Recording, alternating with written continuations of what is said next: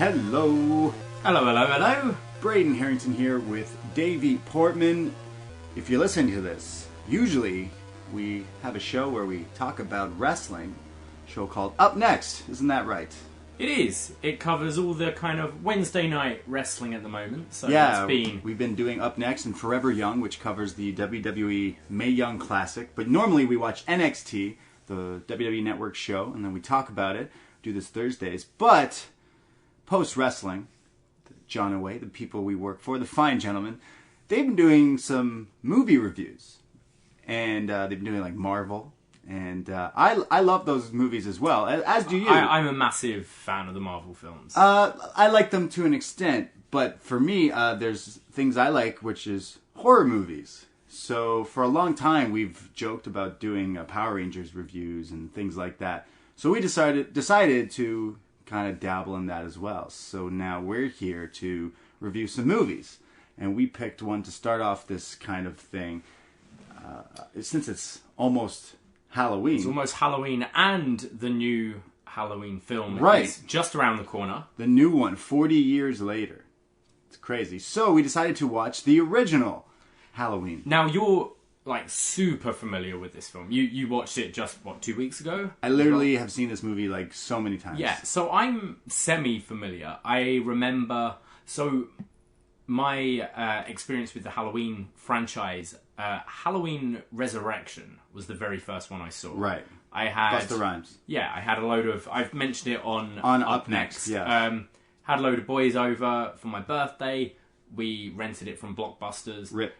What was it, 2002? Damn. I'm imagining around then. Sure. But having seen that film and being 13, 14 at the time or whatever, and thinking this is really cool, even though it's not a great film, it's a slasher, like it introduced me to that genre. I went back and watched all the others. I'm sorry. And I've watched this Halloween a few times. Right.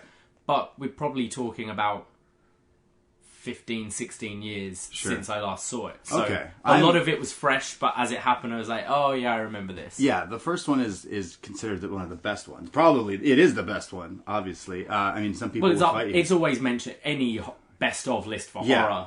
I'm a super nerd when it comes to this movie. Like, we live together, we're roommates, we call ourselves the BDE, the Braden Davie Estate, obviously. And we have some artwork of mine, which is literally the poster in a frame in our hallway. I have many things relating to this movie in my life. Now, talking about that piece of artwork, having rewatched this film now, there's a bit of artwork in my room that's related to your piece of artwork. What is that? Have a think. What have I got up in my room? You got Rick and Morty. Yeah. Twin Peaks. Yeah. Some superhero. Yeah. What was it? I don't remember. What's the film Lindsay's watching? In this movie? In this movie. The Thing. No, Tommy's watching The Thing. Oh, sorry. I don't know. What was she watching? She's watching Forbidden Planet, and I've put a Forbidden Planet poster. Wow, look at that tie-in. It's like we're meant to be. We are meant to be roommates. Yeah. Wow. Okay. Well, yeah. So we're clearly both really big nerds. I'm obsessed with the Halloween franchise, but originally, like the actual original one, is the one I'm just super into. The sequels are great.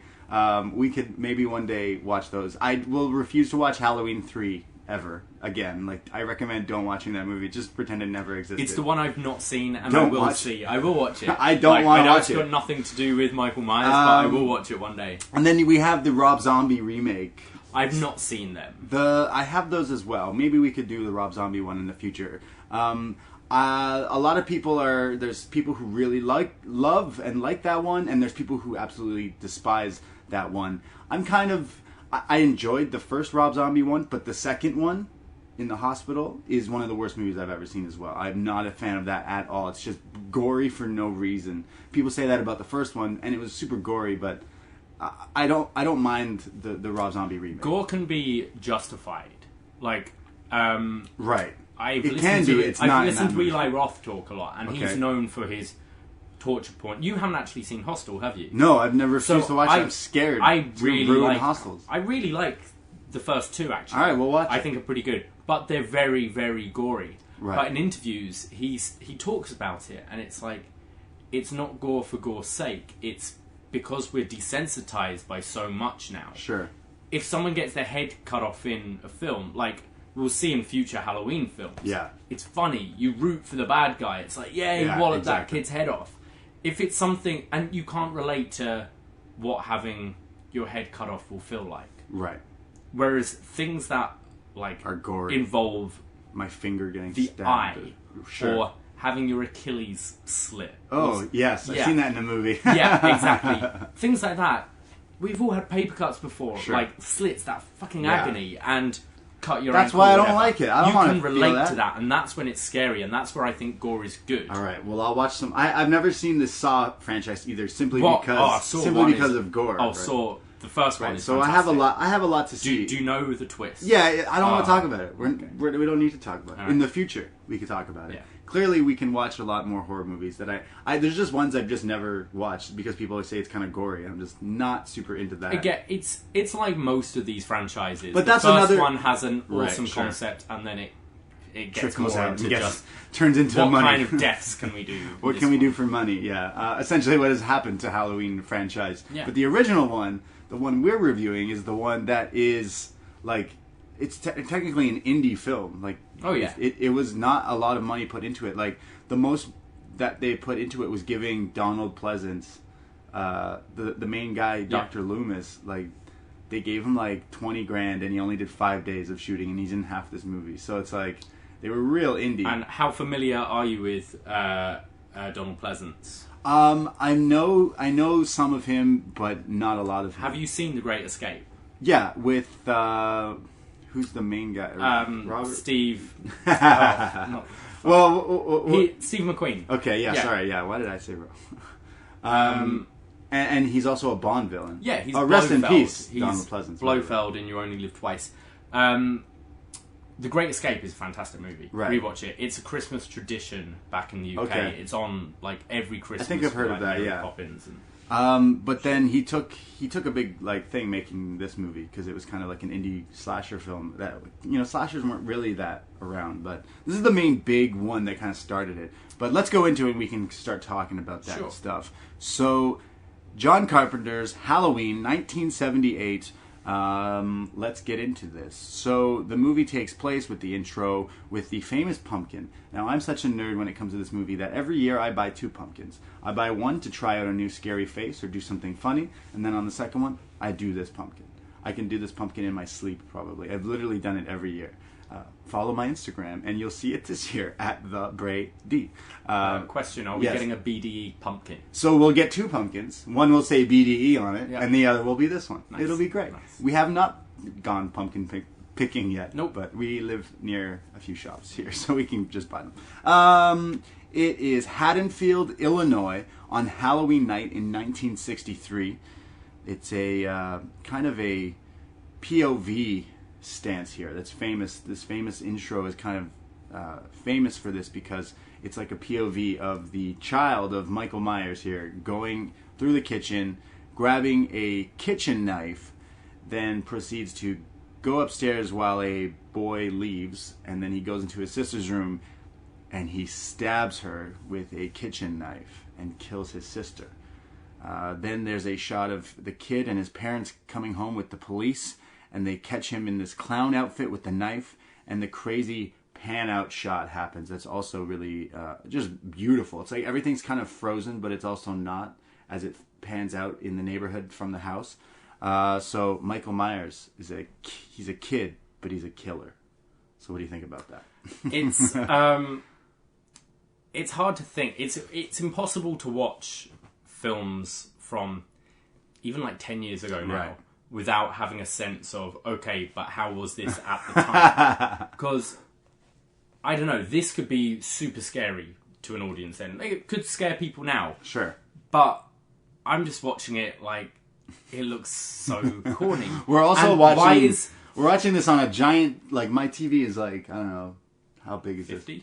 It's like 60, and it's a Blu-ray, the 35th anniversary. There's things in this movie that were probably unseen, but then when you convert it into this super HD thing, you can see things that weren't meant to be seen. It's common in movies. It's like little stuff I pointed out was, why is she like covering her breasts while she's being stabbed? I'm not saying I'm wanting her to show them, But like, Which she does. But why? Like, if you're being stabbed, I'm not gonna worry if I'm naked or not. Like, you're gonna try and fight off, and her screams are like terrible. But at the time, this might have been cool. It probably scared some people. But it's kind of those. I'm a massive Scream fan, and obviously we all know the tropes of horror films, right? And like, that's the only reason why she was naked was to justify her death in some sort of weird way. Because in Scream, Jamie Kennedy does a fantastic explanation of this movie, but because the boyfriend was leaving, so she had sex, therefore she's got to die. Yeah, obviously. Yeah. If you have sex in the movie, you're going to die, probably. So I'd be dead instantly. I wouldn't even be in a scary movie. I would just be dead. I am an addict. We go fast forward into the future. It is October 30th, 1978. Smith Grove, Illinois. It's a sanitarium for the mentally insane. And Dr. Loomis, the man we were talking about, Donald Pleasance, he's there with an assistant of some sort. They're driving to pick up Michael Myers from this sanitarium years later and moving him far across the country because this man, Dr. Loomis, believes that this Michael Myers is evil. He is his psychiatrist, so he has been with Michael for the years since shooting him. So Dr. Sam Loomis is the psychiatrist, and Sam Loomis is the name of Marion Crane's secret lover in Psycho. I'm reading this off IMDb. And coincidentally, Marion Crane was played by Jamie Lee Curtis's mother, Janet Leigh, and Annie is played by actress Nancy Keys, who is credited as Nancy Loomis. The name Loomis is also used in the movie Scream.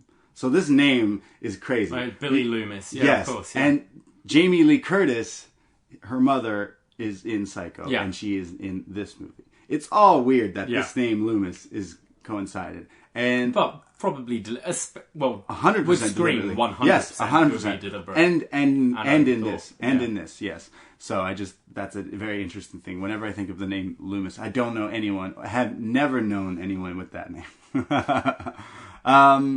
So they're picking up Michael Myers, and they realize when they're there at night, it's a thunderstorm. The inmates have escaped.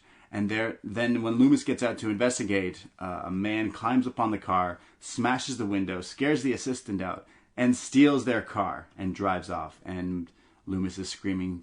He's escaped, and it's going to be...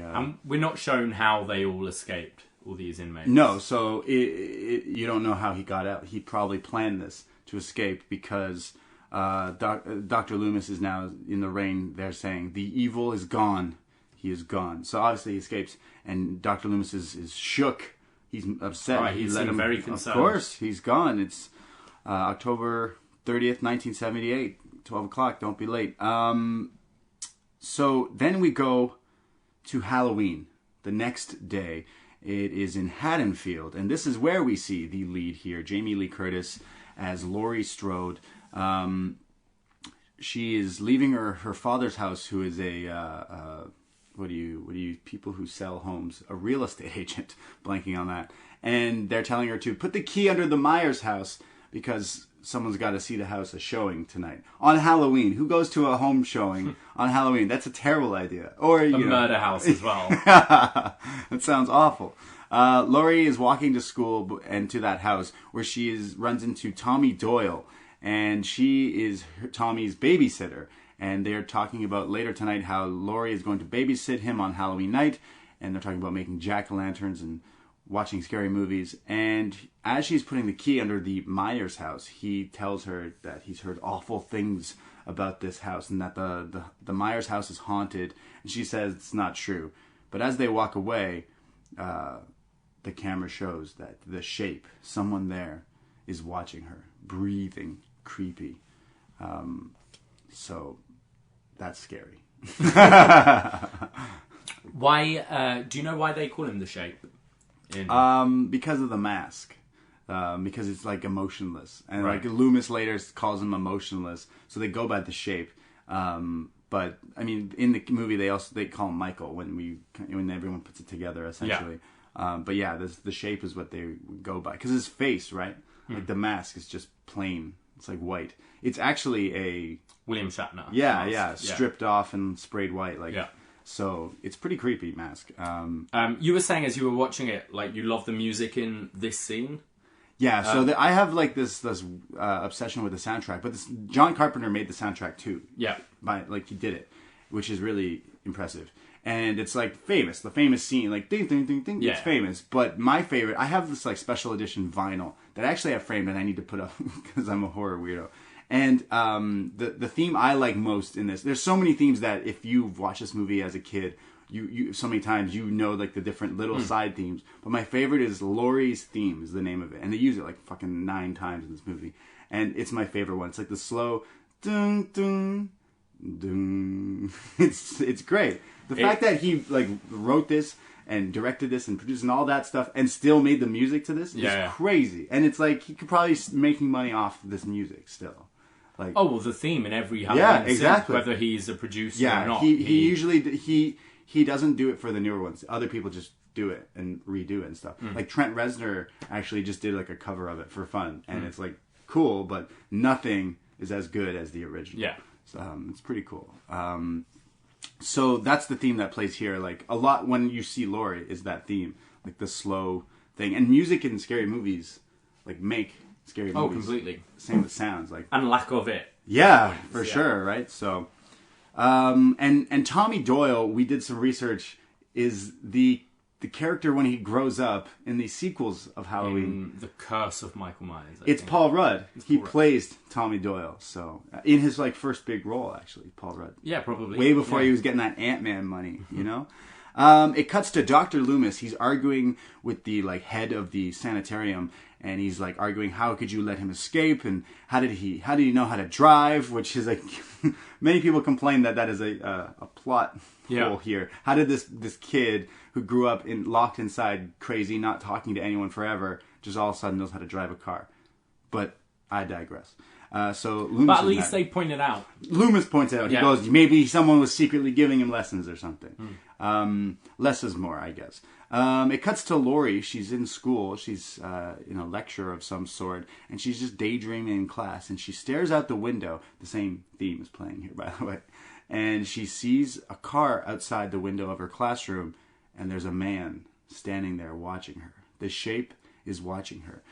As she's staring and wondering why this person's just standing there looking at her, the teacher asks her a question.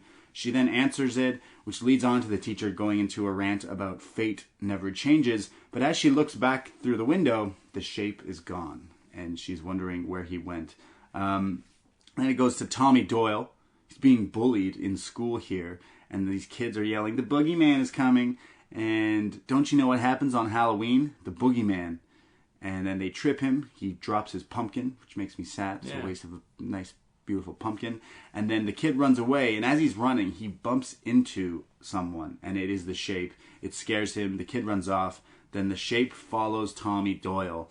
Clearly he knows that Tommy and Laurie are friends here. Or maybe he heard them discussing their babysitting plans. So he follows them there. But the sound effects they use, and they repeat it quite a bit throughout when Michael's revealed. It's like this high pitch screech. Like it's so dated. But sure. It's very much pointing out scary. This is the scary part. And whenever the main Halloween theme plays, you know shit's going down. Yeah. So as it plays, he's like stalking this kid. He's like a voyeur throughout this whole movie, just watching people. It cuts to Dr. Loomis. He is on his way back to Haddonfield. And he stops at like a truck stop to phone people saying he's going to Haddonfield to see if Michael maybe is there. And as he's at this truck stop, he notices a truck is there with the robes, the garments of Michael from the hospital. Like the hospital robes, yeah. So he then realizes maybe Michael was there, so he goes back to his car. And as the camera pans out, it shows and reveals that Loomis didn't go further enough past like these bushes, and that there was a body of a dead like trucker or tow truck driver or something, thus explaining why Michael wears what he wears, his overalls. Oh, I didn't even put that together. Yeah. So the classic like and he blue. doesn't change it for 40 years. It's pretty fucked. Although manages to find different masks still. Like the mask changed. The original is the best mask. Some of the other ones I think are terrible, terrible masks. The new one looks quite cool because it looks like it could be the original but weathered. Like so old and messed up, What's the deal here with the rabbit red? Yeah. So he saw it in the truck. In the early shot where and Loomis it was originally in his van. Yeah, so Loomis has like this matchbook with like these matches, and it says the rabbit in red, which you can get on t-shirts, which I totally want like on a shirt, because no one would know what that is. Yeah. Which is like a club, or maybe it's a strip club. Who knows? Loomis is, he could be a drinker. He could be a man who likes to party at the club. Zanzibar. Yeah, he could like the nightlife, but he sees his matchbook in the ground beside the truck, which with Michael's clothes. So he assumes Michael took those out of there and put them there or something like that. So he knows Michael was there essentially. But yeah, the Rabbit in Red Club. Let's go sometime. It cuts to Laurie and her two friends walking home from school. Annie and Linda are introduced. They're basically chatting about how they're all babysitters, and that Annie and Linda, when they babysit, they're like the kids they're babysitting, when they just like to do it so that they have a house to themselves when the kid is asleep, and then they can bring their boyfriends over and have sex with them, which is, that's a pretty smart move. I never thought of that, but, good on them. A car drives by, and we, the viewer, know it is the car of Dr. Loomis's, which means Michael is there. And he's driving by slowly, and then, he drives right by them and drives fast. And Lorraine mentions that she saw the car earlier. And this is where Annie yells, "Hey, jerk, speed kills!" And he puts the brakes on, which scares and startles the girls, but then finally drives off. But this is probably him still trying to figure out how to drive a car. He's like, he can't hear them at all. He's just going, right, oh, too fast, brake, wait, okay, look both ways. Like when I drove the moving van. Yes, exactly. It's like that was a red light. Oh, well, it's done now. And he just, speed does kill. Annie says that she hates a guy with a car and no sense of humor. So Annie loves me, obviously. Well, I was going to say, I'm in. To point out, I told you, we just watched this together. Annie is my favorite character in this movie. I am in love with her. We have a thing on our fridge that is a lobby card of the original showings of this movie in theaters. And I purposely bought the one that Annie is on because I love Annie so much. How old would you say they are? Now or here? No, here. I know they're meant to be, 17? They're meant to be 17. Laurie, Jamie Lee Curtis was the only one who was an actual teenager. And the others were older in this movie. They all look about 30. No, 30? No, they look... Especially that Linda. She looks old. Linda is definitely like 20-something in this movie. And so is Annie. But Laurie is actually like 17 in this movie. It's like, this is her first movie. Yeah. Jamie Lee Curtis. So, yeah, they look old. Linda goes home, and Annie and Laurie keep walking, and the Shape is there. He's now standing near these bushes. Laura tells Annie, but Annie doesn't see him there, and she starts to tease Laurie and tells her that you scared another one away, and then she leaves. And now Laurie's a little shook because she knows she saw this man standing there. And as she's walking away, not looking, she jumps and is startled by Mr. Brackett, who's Annie's dad, who is the sheriff. He says that it's Halloween and everyone is entitled to one good scare. But he's kind of creepy. He gives me off these creepy vibes. Whenever I watch this with friends, they're always like, "What's with this creepy sheriff?" So it's so hard to watch things like this without just knowing, without seeing the others with it. Do you think there was any kind of intention to sort of hint that Annie's dad could be Sure, Michael, maybe. Or it could be that, because he Although gives Michael off these would weird be young, vibes. but he is weird, isn't it? He's like weird. if He you gives off didn't weird have vibes. that original scene Sure. with Michael as a kid, Right. and you didn't know, Sure. would you be thinking at this point, oh, they're pointing towards this guy? Sure, because he's kind of creepy. And he appears just after Michael disappears. Sure. It could allude to that, but then later he I mean, we know it's not. Yeah, but yeah. You wonder if that was You're like, the whoa, intention. you're like, what's you with down this the wrong sheriff? path. He's Yeah. weird. So she walks home, continues to walk home, and she's almost home. She's going in her door, and she hears kids' voices in the background, which she gets shook again. Obviously, everything is creeping her out, but in reality, it's just these kids across the street trick-or-treating. But at this point, it's not even 4 o'clock yet, because they just walked home from school. It is daylight, and there's kids trick-or-treating. Get fucked. Who trick-or-treats early in the day? Oh, That's young awful. Kids, young kids. No, I don't care. I'm not ready to hand out candy yet. Then, like, don't trick-or-treat that early. It's daytime. I'm talking, like, 7 o'clock when it's just getting dark. Then you do it if you're, like, young. What do people do here as the trick? There's no trick in trick-or-treat. I've Do seen some. you know what happens back in the UK? What happens? Halloween is a time of the year where teenagers go and egg houses and cars. They say that in this movie later on. Oh, really? Sheriff Brackett says teenagers just use this day to get high. And other things, but yeah. Like, everyone would just egg houses. Yeah, you that wouldn't even happens knock here. trick or treat. You just throw eggs at houses. UK is terrible then. And flowering cars. Ooh. Yeah. That's not a thing here. We should bring it back. Should bring it over. Should we go? Yeah. Should we go egging? Free range only, though. Yeah, I ain't buying the, like, organic shit. It's too expensive.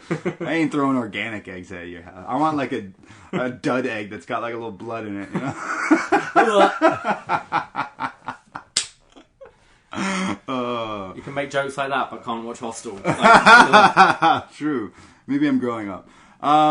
So she goes inside. Laurie goes inside, and she's still shook, and she looks out her window, and my favorite theme still plays, and she notices the clothes outside that are drying, like some bed sheets drying on clotheslines. Michael is there. The shape is there, staring up at her in her window. So she gets a little scared. Her phone rings. She picks it up, but no one's there. So she gets scared even more. But then it rings again, and it's Annie on the other end. She says that she'll pick her up. So Annie then picks up Laurie, and she's got a pumpkin for her Tommy Doyle. But as they're driving, Annie gives Laurie a joint. It's my favorite part of the movie. on this day as well. On this day, we watched and recording this on the day that weed has been legalized here in Canada. I mean, this movie takes place in Haddonfield, Illinois, which is actually fictitious. It doesn't exist. But here in Canada, Wednesday, October 17th, it's the day weed has been legalized. So there's that. How do you feel about that? Amazing. Yeah? Lit. Annie gives Laurie a joint, and Laurie, to my surprise, if you've been following, she's supposed to be good, but she's smoking a joint. She's smoking a little doobie. But it's legal, so let's forget about it. Laurie is there, they're smoking. It cuts back to Loomis. He's now he's in... I'm trying to think now, yeah, you watch it and like, oh, this 30-year-old's doing something legal. Like, yeah, let's watch this movie in another 30 years. And like, what are you guys doing? Oh, like literally smoking a joint. It's fine. It's fine. It's cool. Everyone does it. Loomis is in Haddonfield. He's in the graveyard, and he's with the graveyard owner, and he's telling him, like, hey, I'm here for this gravestone. And the man is telling Loomis of a crazy story about a man with a hacksaw who walked into his kitchen and decided to kiss his wife on the lips before he... Where are we? And I then wouldn't hear the rest of the I know. It's a scary story. Great scene. And then they find that Judith Meyer's gravestone has been stolen. And the gravekeeper here says, these goddamn kids, they always do this for Halloween pranks. And this creeps out Loomis, and he knows that it wasn't kids. And it was Michael. He's come home. So Halloween pranks, these kids nick. You know how gravestones. old? They're I mean, so how heavy? fucking heavy. I know. Like, it was bad enough me carrying the possessed haunted chair from Harvard to here. Yeah, we have a haunted chair in our apartment that you stole from a church. Yeah, that was hard enough. Carrying a fucking gravestone. Yeah, it would be too hard for kids to Yeah. do. But that's why you know it's not these kids. No, but he says it happens all the time. Yeah, well. He needs to be better at his job. Maybe he's a killer. He's the guy who killed someone a town over.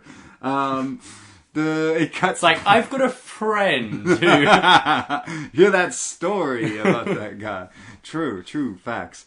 It cuts back to Laurie and Annie in the car smoking a joint, and they're listening to a song by the Blue Oyster Cult, Don't Fear the Reaper, which you may know from Saturday Night Live, the more cowbell sketch. But before that, it was known from this movie, because as they're listening to that, smoking a doob, there's a car in their rear following them.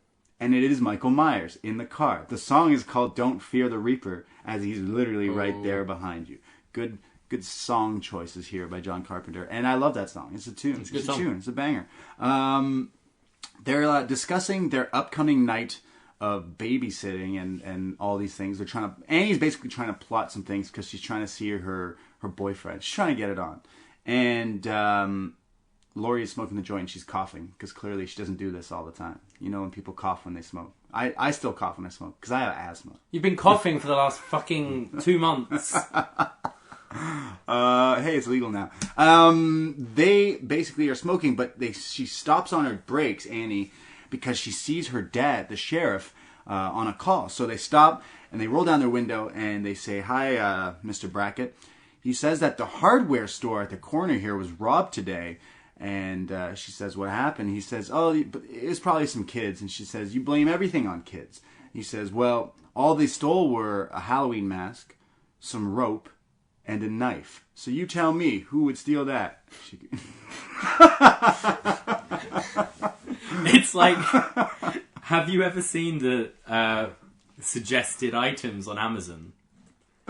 Is it rope, knives, and search for? I think it's balaclava. I'm doing it now. Oh, that sounds. You terrible. search for a balaclava, and it's like suggested items: rope and a baseball bat. It's like, what? Can you buy baseball bats with like nails through it and like barbed wire?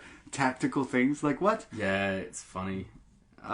So obviously, kids just steal that from hardware stores. They drive off and leave Sheriff Brackett there. But as they drive off, Dr. Loomis approaches Sheriff Brackett and is asking him and trying to get his attention. And Sheriff says, "Yeah, I'll be with you in a minute. I gotta, finish this." And as Loomis is there, and it's like zooming out, you see in the corner his car drive away, and revealing that Michael may know that Loomis is chasing after him here. It cuts to the girls again in the car, finishing their dube, and they're chatting about boys. And basically, Laurie is the only one here who's like the prude in the group of her friends. And her friend Annie keeps saying, "You should go out with someone. You should ask somebody." And Laurie says, "Well, I'd rather go out with Ben Tramer." And Annie is excited and says, "Yeah, Ben Tramer," ooh, and kind of teasing her and saying that, Ben Tramer, he's cute. You should ask him out. And then Laurie says, No, I couldn't do that. I'm not into that kind of stuff. I can't. I'm too shy. And they drive off, but they realize the car is still following them. So Ben Tramer is my favorite character. Why is that? You don't see him. He doesn't even exist in this movie. Therefore, I use that as my producer name when I make beats and stuff. As my hobby. I use that name because no one will know. I've used the tag of Annie saying it from this movie, but if I ever get sued by the camp of John Carpenter, that's when I know I'll make it. I've made it, So Ben Tramer. Ooh. Loomis and Sheriff Brackett are at the Myers house, and they find a dead dog, and they're a little scared, and then something breaks the window, and Loomis gets scared, and he pulls out his piece. He pulls out his gun, and says... Sorry, he pulls out his shitty little gun. yeah, fair. That has 3 rounds in it, I think, and that's it. Dude, load it up, at least. He says he has a permit for it, and says that Michael Myers is an emotionless figure, and that he has the blackest eyes, the devil's eyes, black like a dog's eyes. He says he spent 8 years trying to help Michael, and then another 7 locking him up, but he's free, and he's come here tonight. He says to Brackett, "We need to get him." So he's going to stay at the Michael Myers' his house, the Myers house that's been boarded up, to see if Michael comes back, because he's clearly been here tonight. I want to know what Michael... Because Michael never spoke, he says. Right. What did he do in the mental hospital to make just him stared know through he's walls. Pure evil? Oh, he says that he just is emotionless and stares through, just sitting there, sure, chilling. But I'm sure there's other people there who are like that. Sure. Why does he think he's going to do all this stuff? Sure. But that, makes it even more, you don't know much about him. Yeah. Where if you watch the remake of this movie... The first half, it's a lot longer of a movie. The first half of that movie is going into depth of him breaking out and being locked up a lot. Right. And a lot of people don't like that because it's like, well, that kind of It takes away the it mystery. takes away the whole Sure. mystique of the murders and things. So, but at the same time, it's interesting that that's a route they did in a movie. It's pretty cool as well. So we now go to where are we going? Laurie is babysitting Tommy Doyle, and he shows her comics, and Tommy asks her about the boogeyman, but he's interrupted as the phone rings. Annie calls Laurie and says that she talked to Ben Tramer and told him that Laurie found him very attractive. And Laurie is upset by this. But as this phone conversation is going, Tommy is looking out the window and sees the boogeyman. And as he's doing that, trying to talk to Laurie, Annie spills something on her shirt, so she's got to go and wash Butter. it. She spills butter on her shirt? Yeah. So when you get butter on yourself, you have to get naked and change instantly. And as she does that, the Shape is watching her. But there's a dog, this German Shepherd, who's quite nasty looking, is barking and barking. And Annie is my favorite because she says, I should have done a counter on how many times she says, Lindsay, in this movie. It's my favorite. She says it probably 50 fucking times. And she says, Lindsay, like Annie is my favorite because she's so sassy. And like, she's kind of like, I don't know, she's like the... Who's that girl on Mae Young Classic? Yeah. She's like your like sassy friend of a friend. Like she's that girl. She's that girl. Like she's so extra about everything. She's kind of a bitch. I love it. Annie, I would marry this girl. She's my wife. I love Annie. And she says, Lindsay. This is where you're going wrong. This is why my life is in shambles. Because this is my wife goals that I'm looking for. She says, Lindsay, Lester's barking again and getting on my nerves again. And then you hear like the dog squeal in the background. Then it cuts to that sound. And Michael has choked this dog to death. He killed this dog. Annie goes and starts doing laundry, and the Shape is watching her do the laundry in the back, like, shed or whatever, wherever this rich house has laundry in the back house thing. And she accidentally locks herself in. So Annie is locked into this laundry thing, and the phone rings, and it's her boyfriend, and he's calling her to tell her that he wants to, they want to meet up and have some fun. So Annie goes and essentially Lindsay goes and saves Annie, because Annie is just screaming, Lindsay, probably about 50 times. I say it all the time. We have a friend named Lindsay. I literally have shouted that at her a million. Lindsay! It's iconic. I bet you have. Rude. Lindsay finally gets free because Lindsay finally helps Annie and gets her free, and then she answers the phone, and they start flirting over the phone, and he reveals that he can sneak out and they can hook up tonight. So Annie convinces Lindsay to go over to Tommy Doyle's house with Laurie while she goes and picks up Paul. So they do that. They go over and they start watching some scary movies. Laurie tells Annie to call Ben Tramer and tell him that it's off. Annie says, well, if you let me go get Paul and you watch Lindsay, then maybe I will. So she does that. She goes back to her car. But as she's looking for her car, the car is locked. So she goes inside to get her keys. When she comes back, the car door is open, but she doesn't seem to realize that. She gets in her car, and before she starts the car, she realizes the car has some like foggy windows, like condensation. And as she wipes the window, Michael appears in the back seat and chokes her, then proceeds to kill her from asphyxiation. He chokes her to death. Some girls may be into that, but Michael really takes it too far and murders Annie here in her car. He slits the throat as well. Oh, does he? Yeah, okay, yeah. man. Well, maybe girls won't be into that part. But now this was a point, and I noticed it throughout. I mean, it's right at the end as well. The breathing of Michael, you can hear him very heavily. This it's been a long time. I don't remember that so much in the other films. Right. No, they kind of don't bring that back. I know him more as like the silent thing, and I kind of like hearing him breathe makes him more human. Yeah. Less of a And it's like monster. That muffled... It's like they actually took a mic in the mask, because it sounds like he's wearing a mask. it's like muffled a bit, right? Because, I mean, how long at a Halloween party can you last with a mask on? Not very long. I'm useless. Like, yeah, that's why I don't do it. Yeah. You can't do masks. You can't do masks. It's warm, it's stuffy, you can't breathe, you can't drink. Yeah, exactly. Why would you... Masks are not a good look on Halloween, like, actually, because you can't do any fun things. That I've ordered a mask. What did you order? The Purge one. Oh, the glow-up Purge mask. Yeah. All right. Go with my tutu. So how long are you going to wear this mask?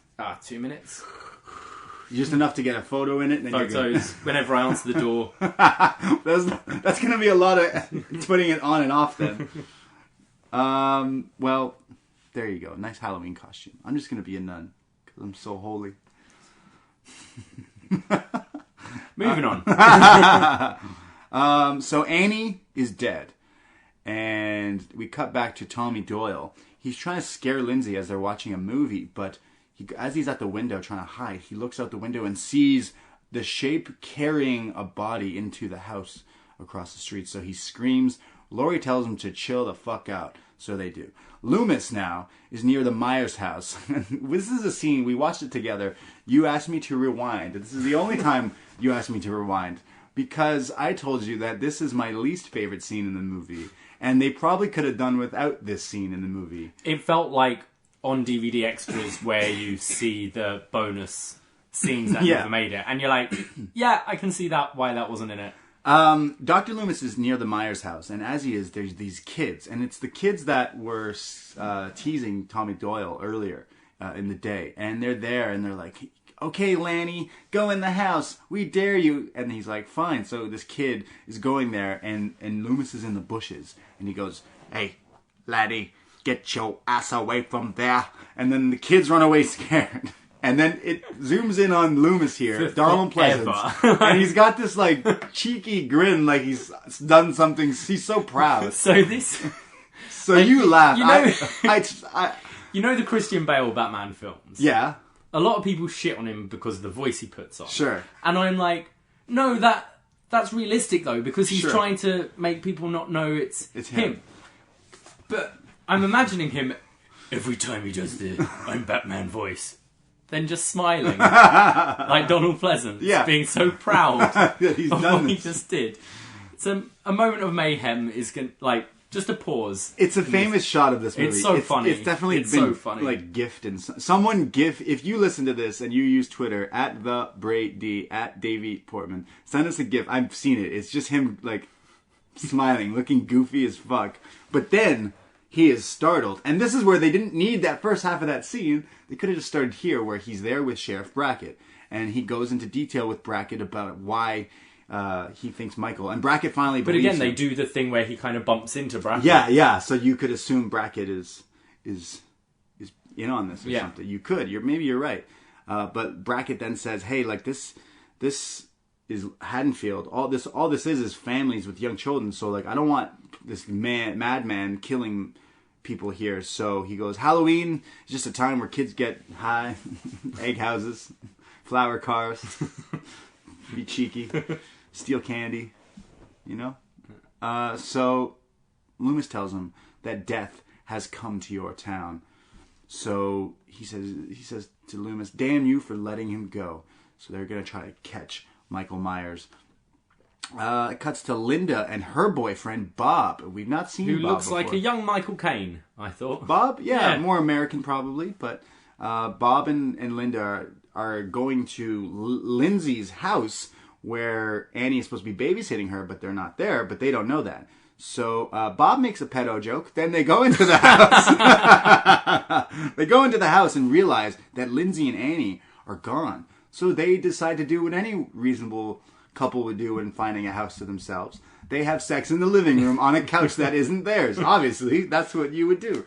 But as they do, we start to hear the breathing. The shape is watching them. He is a voyeur. He's a peeping Tom. Bashing the bishop in the corner. What does that mean? You I can put it together a little bit. He's probably doing just that. He's a creeper, that guy. They then call Laurie pretty quickly, I might add. They were on the phone with Laurie real quick after that. Just saying. Bob needs to get it together. I know it was round one, but Bob, Get it together. Get together, Bob. They call Laurie, and they figure out that they have the whole house to themselves because Lindsay's over there, but they can't figure out where Annie is because she should have been back by now with her boyfriend. But we all know that Annie isn't coming back anytime soon. So then they go up to a spare room, and then they fuck again. Now, this is round 2 this time. Yes.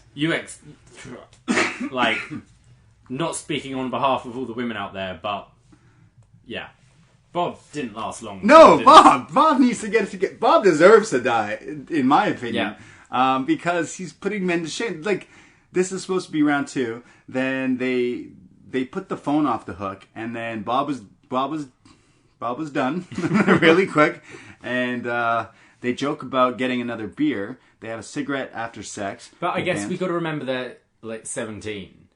I know he looks like 30 and she's 40. Sure. Like... yeah. And they were drinking beers. Like, Bob, like, you really should... It's concerning that Linda, who's like this... I don't know. Linda could have done better, is all I have to say. So Bob goes and gets the beers, and it shows him going downstairs. As he's grabbing them, he realizes like someone's in the house downstairs. Wait, doesn't he say the line?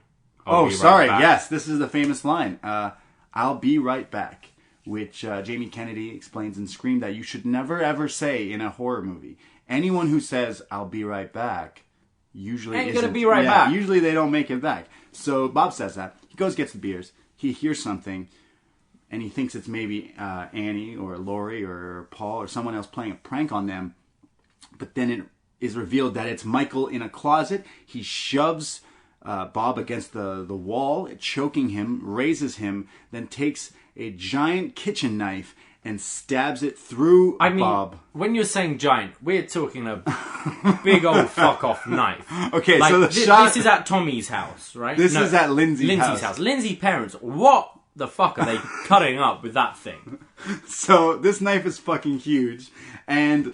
clearly, this is a thing of, like, the realistic factor. This knife must have been so big, because it would have been, like, 5 feet long. He stabs Bob. It's a famous shot where Michael is just staring at the body, the carcass here, of this guy. Because he stabs him with a knife, and the knife is so big that it stabs through Bob, which is a human being. He's a normal-sized dude, not, like, thick or anything. Goes through him... through the wall, and still has enough to poke out of Bob's chest with the handle to hold the blade and the handle. Yeah. It's not just the handle. Yeah, there's still blade showing, and this has to go through a human body, and it has to go into the wall far enough into the far wall. enough to hold the whole body of said Bob. And then Michael just stands there, which holds the body like well off the ground. So yes, this was a big fucking knife, obviously. So. Damn. At least there's one thing in that room that can stay stiff for a long time. Oh, hey! Wow. Did you write that down? I didn't. I literally just came up with that. Well, poor Bob. Michael has now killed Bob. It cuts back to Linda, and she's in the room naked, and the door opens, and it's when you take a sheet and you put it over and you cut eyes in it to be a ghost for Halloween, like Charlie Brown, I Got a Rock. It's that, but with Bob's glasses over the sheet. And Linda says, "See anything you like?" And he's just standing there, breathing. He doesn't answer her. So she says, "What's wrong? Can I get your ghost, Bob?" Still nothing. She says, "All right, well, where's my beer?" Still nothing, just breathing. She says, "Fine.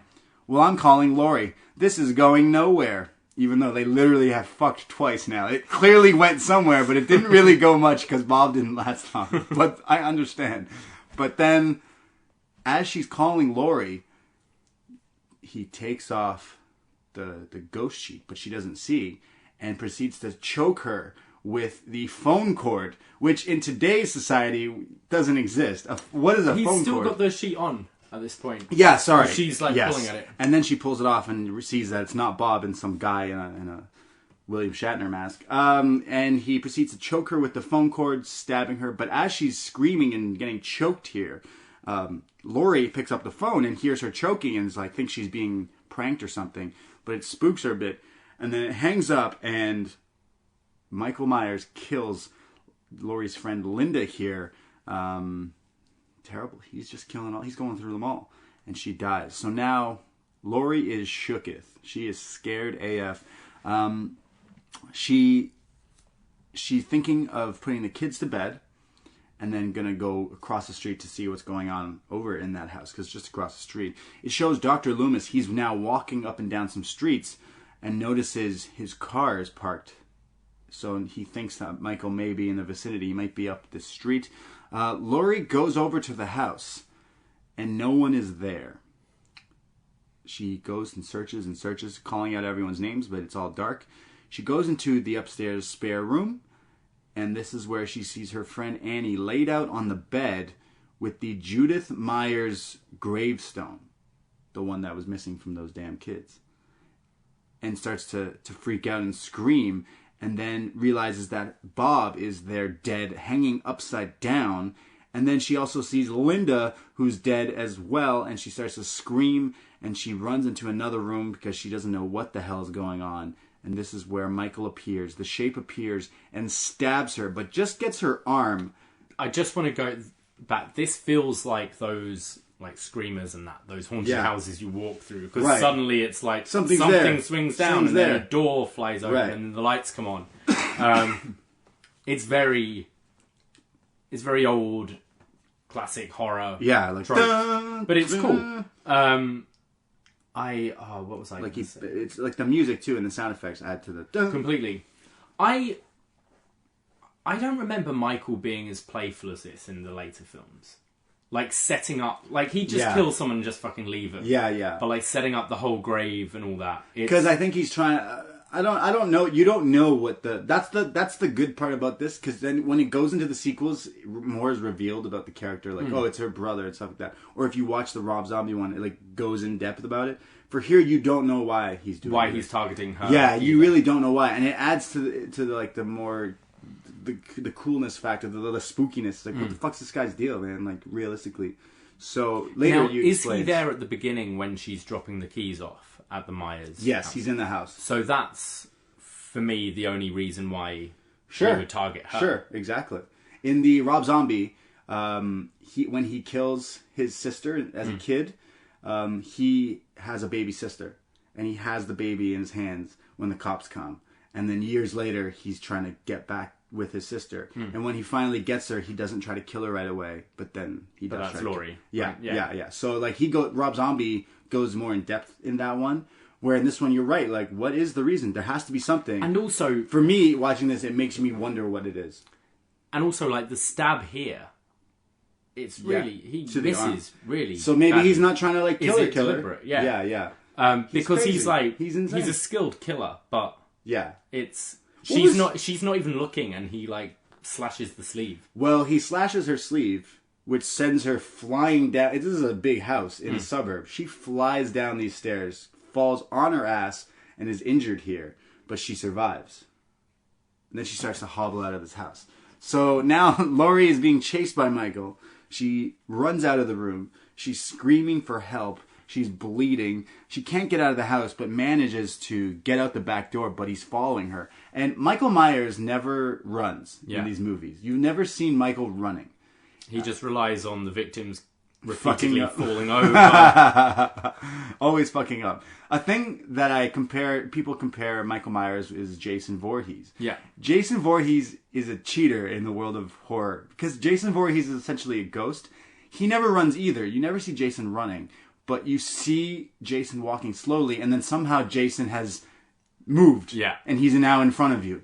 Or at different locations. Because he's a ghost, whatever, you can do that shit. But Michael is more so, he somehow will just follow. He's always just following you. And that's fucking scary. Yeah. Like when someone is following you and you can't, no matter what you're doing, they're still behind you. You see them coming, it's scary. Yeah. So, like, just in It Follows. That's the whole premise of the movie, is someone's following you is scary. So, I always like that more so than the Jason Voorhees cheating thing, where he's like can teleport and move and shit. So I always found that more terrifying, because this is just a guy.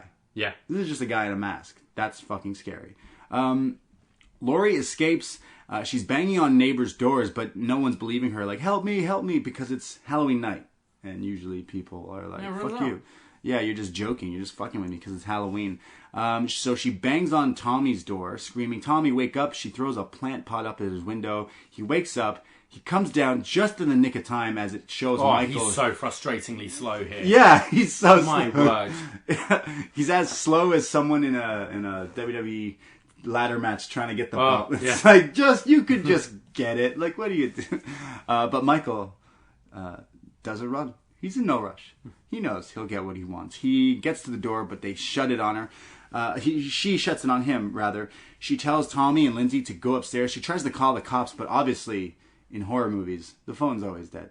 What are you doing, like, in horror movies now? Like, recent ones. I have no connection, or my battery's dead. Like, that would be the thing now in scary movies. Whereas older ones are like, the phone's dead. It's cut. The wire's cut. Oh, yeah, it's no signal or no battery. Yeah. So she is in the house, and she tells the kids to go in there, but somehow she realizes the window is open, and therefore maybe he got in. She's scared and crying, and Michael appears. He goes to stab her with his giant knife, but misses. She takes a sewing needle, and she stabs him in the neck with it. He drops to the floor. She runs upstairs to tell Tommy and Lindsay that she killed the boogeyman, and it's going to be okay. And Tommy says, "You can't kill the boogeyman." And Michael appears upstairs and chases them. She tells them to stay locked in this other room. I really like that bit. You saw it wasn't in focus, but you saw him just coming up the stairs. Yeah. A lot of this movie is beautifully shot. Like, John Carpenter purposely got people, the videographers and cinematographers, or whatever you call these people, specifically because, like, the way this movie is shot. Like, there's a lot of scenes where something's going on in the background subtly, and, like, obviously you see it, but you're supposed to see it, like, you know, but it's really cool. And you're right here where he's coming up is beautiful. It's scary. It's cool.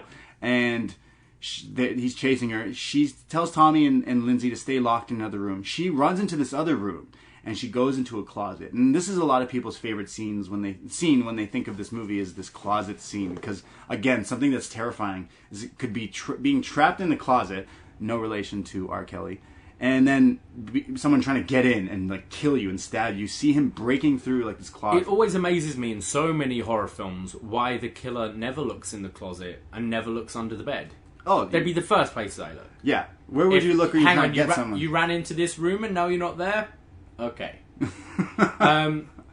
I like this, but the doors to the closet looked so flimsy. They're old. That you could rip them off. Yeah, but we've just seen him, like, put his hand through a door. Right. And, like, that kind of took me out of it a bit here. She's, like, kicking it and stuff. She's trying to fight it. But you could rip it off the hinges. Yeah. You can see how it is. Maybe it's like one of those doors that, like, you know, like, when you grew up, someone you knew had that, like, shitty door to a closet that you just can't open. Like, my door to my closet doesn't open, but because there's a couch kind of in the way. But, like, those old ones that you just piss off because you just can't you either can't open it or you can't close it. Maybe that's what Michael's going through. Maybe Tommy Doyle's parents didn't have a good closet. Well, he's chasing her he's getting at her in the closet here. A pretty scary scene because it's just like his mask and his hand kind of in there and the knife and everything like that.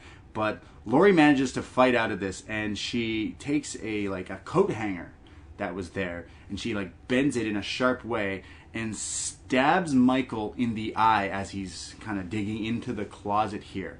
She stabs him right in the eye, and then as she does that, he drops his knife. So she picks it up with two hands and lunges it into him, into his chest, which sends him flying and kills him, or so she thinks. She is crying and screaming because she is the Scream Queen, Jamie Lee Curtis. I love this with the coat hanger.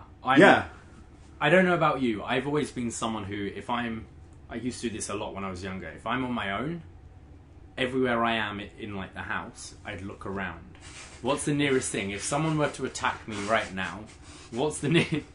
You think about this every day? It's just, Is this just me? Maybe, I don't know. So it's like, what would I do? So, like, if I was in the bathroom, I'd grab the shower and fucking whack him around the head. And the shower rod? The shower, like the...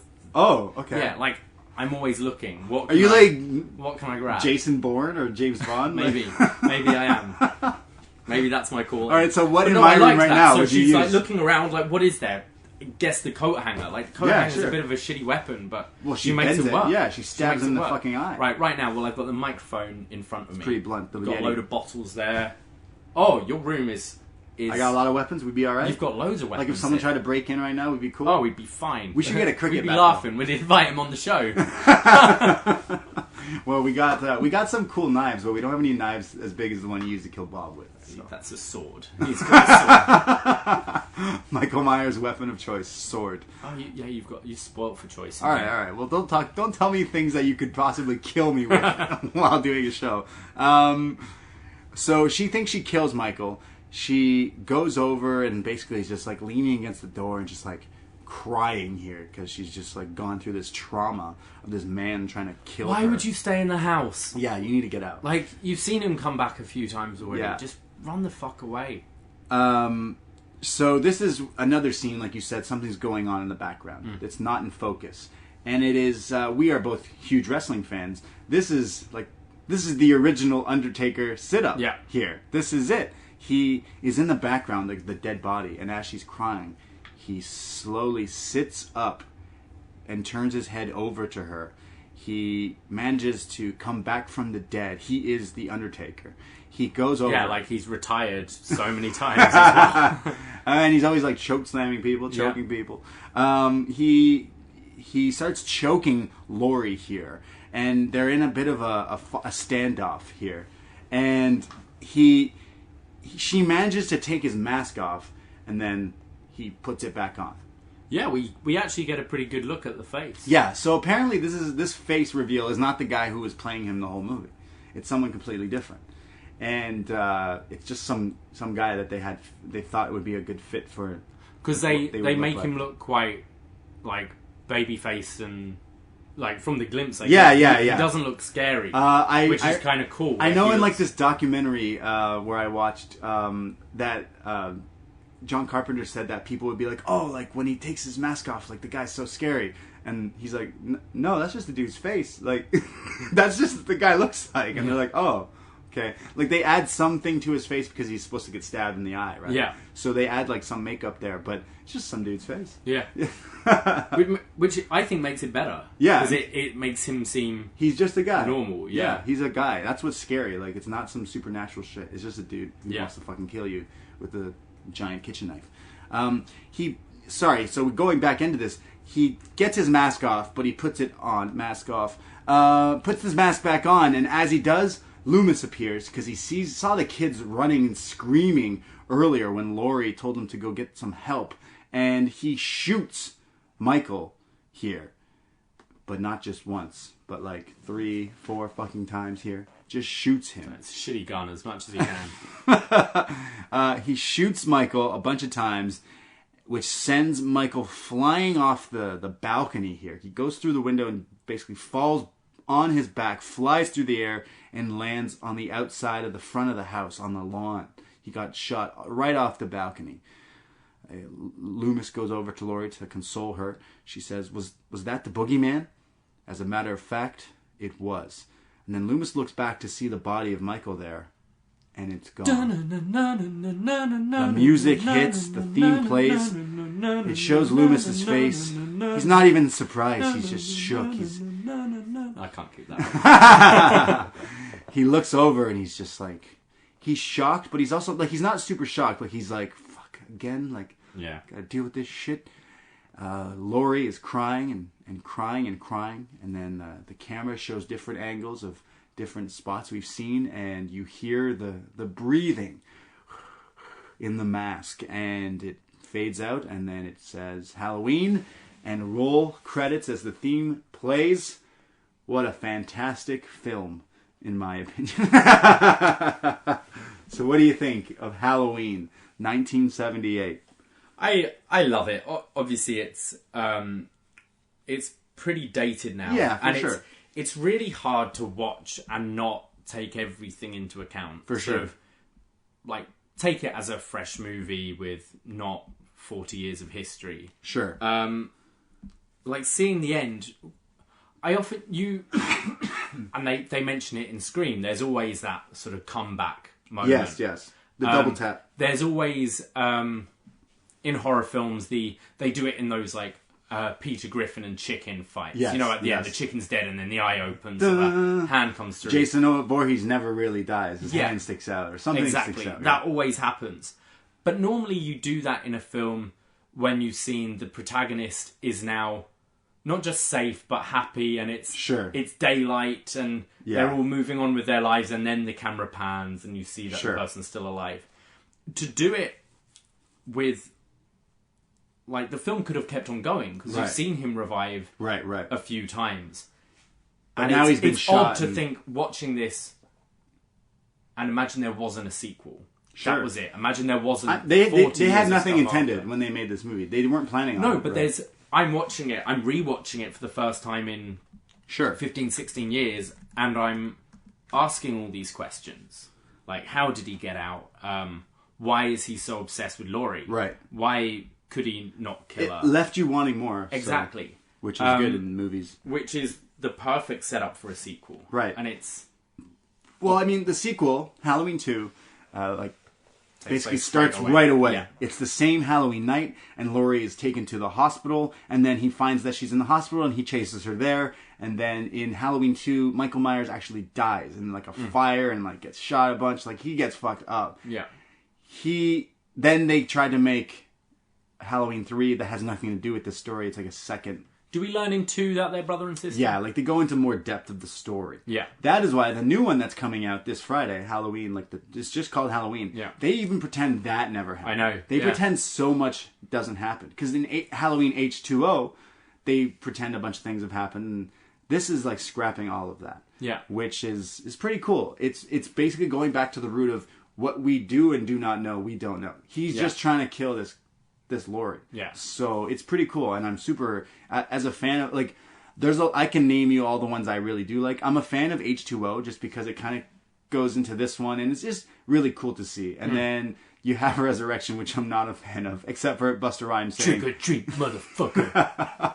I'm not a huge fan of the ones with, like, the younger girl. Yeah. I'm not into that, even though Paul Rudd's in one of them. I do like the one he's in, actually. That one's better. 4 is good, too, actually. 4, I marked out at the end when you see the shot from the beginning of 1 where and then it's her. Revealed it's her as the clown. That's kind of cool. You're right, it is. I don't mind it. I don't like 5. I know that. I don't know. AMC does the thing where they just play them all year. So when I was a kid, like my mom, like, you know, TV, I would watch it all the time, the sequels, and it's just like they're not as good. But I also, like I said, like the Rob Zombie one gets a lot of shit, but I don't mind it. I do not like the second one though; it's not good. But I like the whole franchise as a whole. What specifically would you say draws you to this franchise, and especially this film? The reason I like this one specifically the best, because this one has, like, John Carpenter, I guess, was on this one the most. It was just like a good piece of work, a good piece of art, essentially. Like, I'm a big fan of Hitchcock as well, like Psycho. That's the one that, like, really started the whole, like, slasher kind of thing. But this is the one that, like, really kicked slasher movies. Well, this kicks off like Freddy and Jason. Yeah, and I'm a huge fan of all those as well, but not as much as I am in this movie. I just like everything, like from the look of the simpleness of like a lot of the stuff in this movie. The way it's shot is beautiful. The music is creepy. It's original. It's all scary. Everything is just self-contained, and I really like it. Do you remember the first time you watched it? Like how old were you? I watched it, but I watched the TV edit, like the AMC TV edit, and I must have been like, just, you know, maybe early teens, young, and I've seen them all on TV and stuff, but then I watched this one, and I remember like missing a bunch of the beginning, so then I remember like going out and like probably renting it or buying it. Oh yeah, I bought it when I was like fairly young, like DVD was kind of new, right? And I remember like getting it then and watching it, and I was like, damn, like unedited, whoa, there's boobs, holy shit, and blood and killing, and I remember being like, oh, like that one is so much more like artistic than some other scary movies. Like they got a real feel to it, whereas you watch the shitty scary movie or some of their sequels here, it doesn't have that same, like, I don't know, vibe to it. It's more of like a cash grab, I'd say. Whereas this was like, and deliberately, like Michael Myers becomes the hero. Yeah, almost. Yeah, and that's the thing about this. Like John Carpenter likes this one because you don't know anything about this guy, so you can't there's no empathy between you and Michael Myers. Whereas you're right, you watch Freddy, he's making you laugh, so you're like, haha, I want to see how he slices this guy off and stuff. So it's like this one, you're like, what the fuck is this dude, this big dude in a mask? So it's interesting. It's cool to the scary movie genre, like the horror genre. I bet people watching this in theaters or when this movie did come out, like being like scared of this because it's like people dying and stuff. But yeah, I mean, I saw Scream before I saw this. Right, so exactly. Me too. Already, I'm going in like as a 13-year-old, right, knowing what Scream says about Halloween. Exactly. So it's so hard to watch and think what a theatre would have thought about it in 1978. Right. But yeah, it sticks out as I would like to go back and watch all of them. I have them all at home, like back in England. Yeah. The Blu-ray set. Oh, the one we watched was the John Carpenter's 35th anniversary edition on Blu-ray. So that was the one we watched the same. It's the same movie, but there's like the box set of all of them. I don't own because I really don't like most of the other movies. I watched them. I could tell you all about them, but I really enjoy this one. It's one of my favorite movies. Everything about it is great. So, shall we go into some feedback? Yeah, do we have any? So we do. Yeah, we do post wrestling, and we have a website, postwrestling.com. John and Wade do all these wrestling chatter and movie chat that we do, podcasts. But forum.postwrestling.com is where we have our threads for our upNXT show. And so we put one up for this to see if we had any biters on this movie. And it looks like we have like a few people here. We have a few. All right, so should we read one? Sure. Branavan from Ajax, Ontario. Oh, not far from us. Ajax is where I was born. That is. Fact. Love this movie, the atmosphere, the music, the Shara. Okay. The Kara. Okay. The characters aren't the most interesting besides Laurie Strode, Loomis, and Michael, but this movie is the bomb.com. My favorite aspect of the movie is how Myers is somehow human and not human at the same time. It's a shame they would ruin that mystique with incesty cult bullshit. Yes, right. Yeah, see, like the sequels, with like incesty cult bullshit. Yeah, like it gets weirder in the sequels, right? He goes on to say it's impressive the movie was made on a small budget, so small in fact that the mask is William Shatner's mask spray painted and stripped white. The Halloween, along with Texas Chainsaw Massacre, led mainstream horror into the 1980s, with more violence, sex, and vulgarity, as well as a more explicitive edge to it. Slashers is a movie strong. It is a movie I strongly recommend, and I say that someone who has not seen a lot of horror movies. But I got a question. With movies like Freddy vs. Jason and Alien vs. Predator, what versus movie would you like to see? They don't have to be horror related, but keep up the good work. And I'm actually a big fan of Freddy vs. Jason because it's another one where they kind of break the fourth wall like a little bit, like they tease weird things. Sure. And it's a movie that was strictly made for fun. Oh, completely. And to be entertaining. So it nails the head on that one, and there's fun deaths and all that shit. But Michael Myers versus who? If you've already done, you haven't seen him. I would like to see Michael Myers versus Chucky. Like you just don't. There's no one. There's not enough. There's no one that's as good. Would you have Leatherface? I'm a big fan of the original Chainsaw Massacre because that is very similar. You don't know why things go on. Yeah, it has to be Leatherface versus Michael, I guess. I mean, I'm a big fan of the Saw movies. Sure. So I'd like Jigsaw again. That's but not generational. Who would be a good match for Michael Myers? No one. There's no one as good. Right. Jason isn't as good. He's a cheater. He's a ghost, doesn't he? Yeah. But that's true. I agree. Like the movie was like $300,000 and it made like $48 billion to this day. And there's a new one coming out. Like fuck, they've made money off these movies. The new one looks great, but I hope it is. Thanks for the feedback. You want to go next? We're now over to Andy from West London. Wow. This movie is a classic. From the amazing music to the jump scenes, it just flows. If you watch it now, it's cliched, but this movie is the original that most copied. Yes. The sequels may be a bit more gore horror, but this just builds tension. If you love horror, you must watch this movie. It's true. Like, this is the classic, in my opinion. Martin from Montreal. I actually saw this movie for the first time a few years ago when it replayed in a small movie theater. Ooh, that sounds pretty fun and creepy. The fact that I saw the remake before this kind of tainted my opinion a little because I love the remake. But at the end, it still holds up as a really good movie. But it's not a movie that I would rewatch anytime soon, as I think the remake did a better job in telling the story than the original. But fun fact, this movie came out 4 days after I was born. Yeah, I mean, like, if you watch the remake, because it's so more modern, it's more scarier.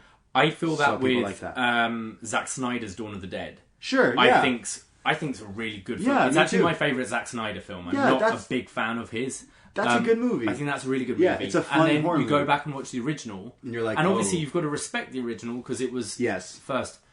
But Zack Snyder's one's way better. Yeah. The Fly with Jeff Goldblum Yes, is exactly. way better than the original. Yeah, it's because they like take it and make it modern, and I get it. Like it's good to do that. The fact that you can do that means you had a good story in the first place Yeah. to continue doing it. So, yeah.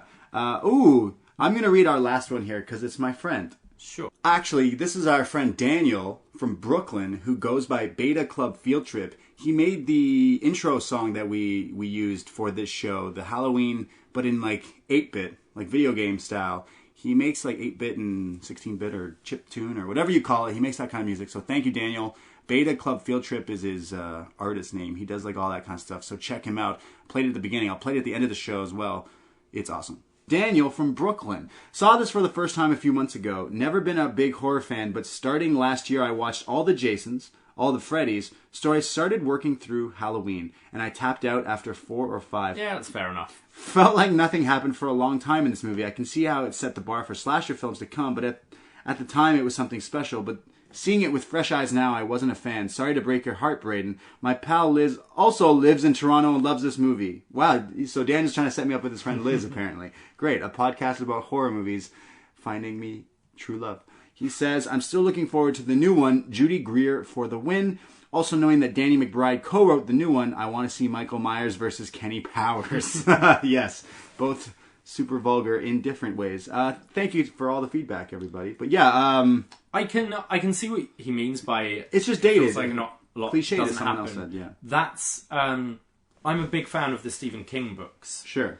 And what I like with a lot of them is like Pet Sematary, nothing really that scary happens until the last few pages. Excellent. Like there's things that are the way he like describes the cat after it. Sure. Spoilers, comes back from the dead.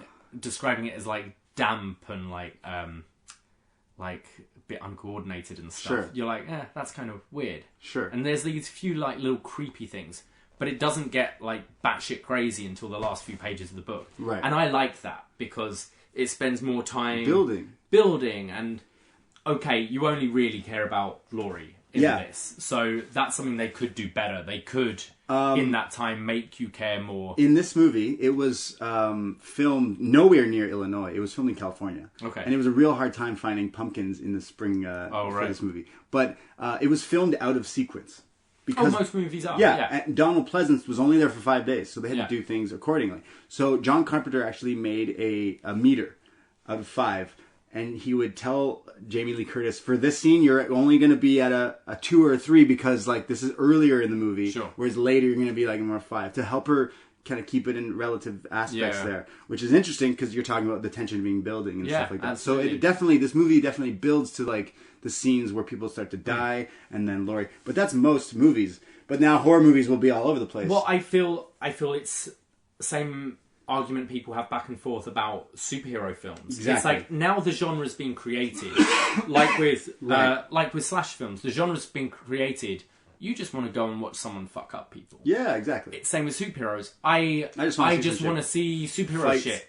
Yeah. And other people are like, no, but I'm interested in the origin. And I want more of the person behind the mask. Sure. And it's like, cool, but you can see it from both sides of the fence. Yeah, so that's why I like this movie, because this movie kind of helped really make that. The reason scary movies are so cliche is because of this movie. Like, this movie did it. So this one's really is important. I like this one a lot. So that's our review of Halloween. That's our review of Halloween. Yeah. We want to do more of these. This is episode 1, let's say, of BDE, the Braden Davie experience at the Braden Davie estate. Yes. We definitely want to do more of these. We want to do Power Rangers, as we've said. Yes. We're going to see the new Halloween soon, so we'll hopefully get one up. We could do one about that one as well. It won't probably be more in depth about it, but because we're going to watch it in the theater. Yeah. But I'm not bringing a notepad to the theater. No. I might bring a joint though, because it's legal. Not in theaters. But yeah, give us your feedback. What did you like about the show today? What didn't you like about the show today? Yeah, let us know. What can we do to make it a bit different from just a regular review show? And recommendations of some movies, shows. We've received quite a lot from Twitter of movies like horror films you love that you think we should check out or you think we should talk about. We're doing this kind of just for fun, but to see if people will listen and want to listen. So thank you for listening if you made it this far. So remember to listen to Post Wrestling. Up next, every Thursday, me and Davey review NXT Wrestling 205 Live, Mae Young Classic that's going on right now for WWE. So listen to that. And I'm sure if you're listening to us, you already listened to that. So stay tuned for more movie reviews. David, you're on Twitter and Instagram. Go follow him. At Davie Portman. I am at the Bray D. Twitter, Instagram. Give us a review on iTunes, Stitcher, Google Play. Let us know where you find us or how you found us. And thank you, and see you in the near future. I'll be right back. Ahoy! Be safe.